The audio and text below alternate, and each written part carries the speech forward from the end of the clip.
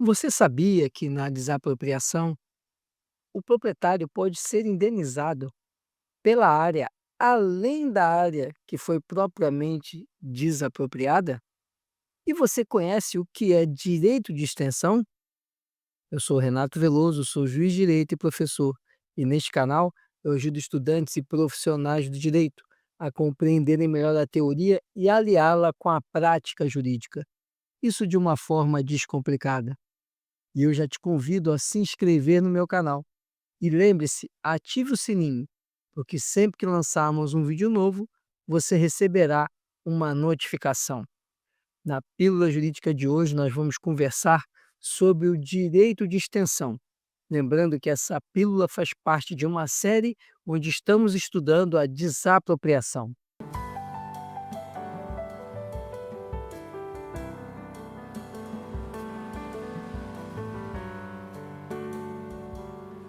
Então, o que vem a ser direito de extensão? Direito de extensão consiste no reconhecimento de que o desapropriado ele faz jus a uma indenização em razão da área remanescente, considerando o imóvel desapropriado.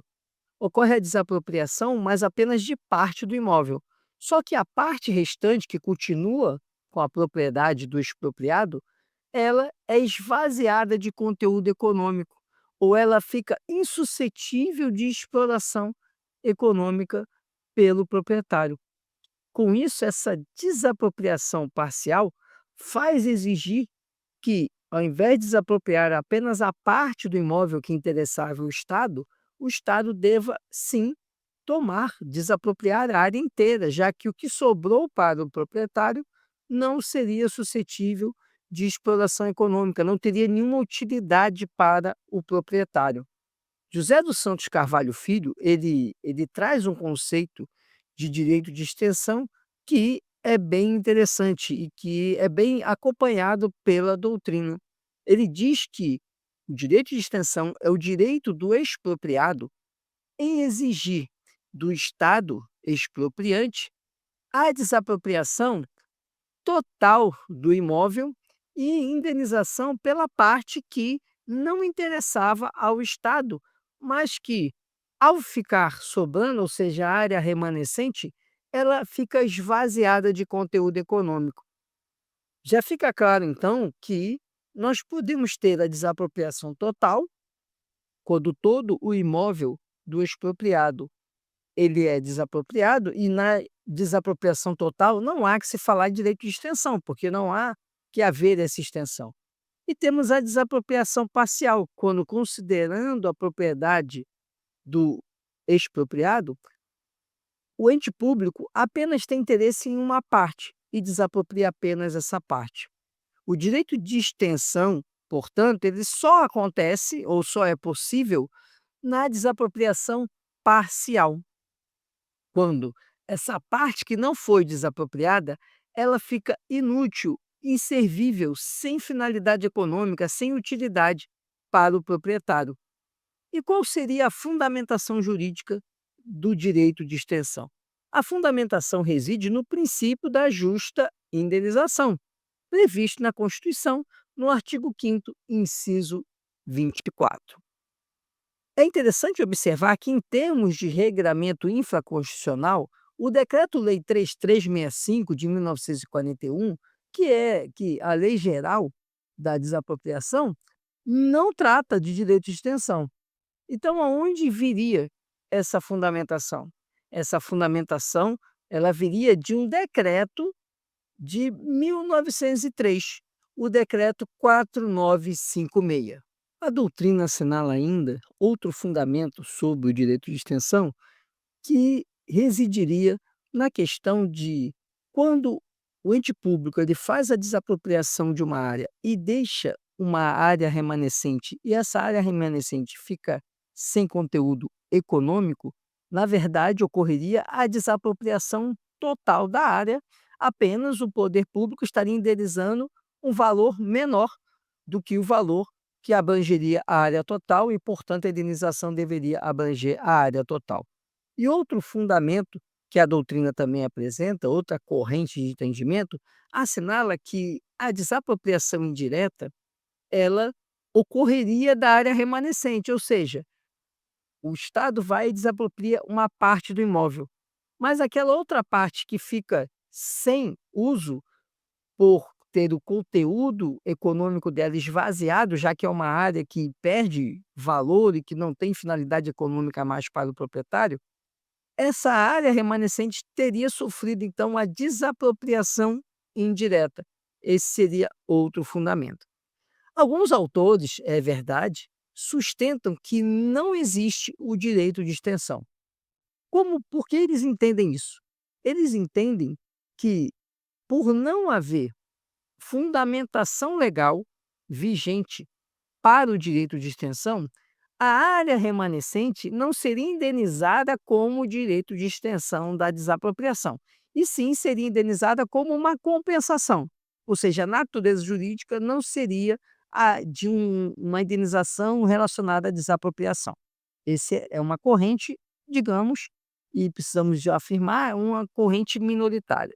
Mas há uma corrente, e a corrente majoritária, que apresenta a melhor interpretação a respeito do tema, no sentido do seguinte: que há sim fundamentação jurídica para o direito de extensão. Essa fundamentação, como eu já comentei agora há pouco, está no decreto 4956 de 1903. Isso porque o decreto-lei 3365 de 41 revogou as disposições anteriores em contrário ao novo Decreto-Lei 3365. Só que o Decreto-Lei 3365 é omisso quanto ao direito de extensão. Com isso, os dispositivos desse decreto de 1903, o Decreto 4956, não teriam sido revogados pela pelo Decreto-Lei 3365 e estariam vigentes. Por isso que boa parte da doutrina defende que há sim regulamentação legal do direito de extensão. Além disso, outras normas posteriores que tratam de desapropriação específica, como o caso de parcelamento urbano e o caso de parcelamento de desapropriação rural, que é a Lei 4504 de 64 e a Lei Complementar 76 de 93, contemplam o direito de extensão. Com isso, a corrente dominante entende que há sim regulamentação legal para o direito de extensão. E quais seriam as características do direito de extensão? A primeira característica que a gente precisa entender é que tem a finalidade de garantir que o proprietário não sofra prejuízo com a desapropriação, ainda que aquela área não estivesse originalmente contemplada no ato expropriatório. E a segunda característica é de que ele vai recair esse direito de extensão sobre a área remanescente do imóvel que foi desapropriado, porque essa área se torna inadequada para o uso ou se torna sem proveito econômico para o proprietário. Em que situações é possível pleitear o direito de extensão? A primeira situação que fica bem clara é quando você tem uma desapropriação parcial, ou seja, o ente público desapropria apenas parte de um imóvel e a parte que sobra, ou seja, parte remanescente, ela fica muito desvalorizada. Ela perde muito de valor econômico. O STJ, inclusive, ele tem a posição de que nessas situações de perda, de desvalorização econômica muito grande da área remanescente, o que ocorre é uma desapropriação indireta. Outra situação também que é plausível é quando a área remanescente ela fica inviabilizada de uso. Não é possível utilizar aquela área. Vamos imaginar aqui um proprietário que tinha um terreno e nesse terreno ele já tinha até um projeto aprovado para um empreendimento econômico, para construir uma indústria, por exemplo. E vem o ente público e faz a desapropriação. E a área que sobra não permite que o proprietário do imóvel, ele faça o empreendimento industrial que ele pensou. ficou uma área muito pequena que não tem condições de ele utilizar. Ele queria construir galpões para colocar maquinário e não há condições ali de construir nem mesmo um galpão. Então, essa área, ela fica insuscetível de proveito econômico para o proprietário e por isso é possível o direito de extensão nesse caso. Questão interessante reside em quando se pode exercer o direito de extensão. Na desapropriação normal, o direito de extensão pode ser exercido ainda na fase administrativa, quando é possível o acordo entre as partes, ou mesmo na fase judicial. E, nesse caso, na fase judicial, deve ser apresentado o pedido de direito de extensão na contestação pelo expropriado. Mas alguns autores defendem que, se isso não acontecer, ou seja, o expropriado não pedir esse direito administrativamente e nem formular o pedido na contestação, alguns autores entendem que teria acontecido a renúncia ao direito. Mas essa corrente é uma corrente minoritária. Boa parte da doutrina, e aí incluindo José dos Santos Carvalho Filho, advogam que não há a renúncia ao direito em razão de uma ausência de ação. O que há simplesmente é que às vezes o proprietário ainda não tinha identificado essa perda do conteúdo econômico da parte remanescente da propriedade. Com isso, entende José dos Santos Carvalho Filho, e a doutrina majoritária, que é sim possível o uso de uma ação indenizatória para que o expropriado pleiteie o direito de extensão em relação à área remanescente, desde que não tenha se consumado a prescrição.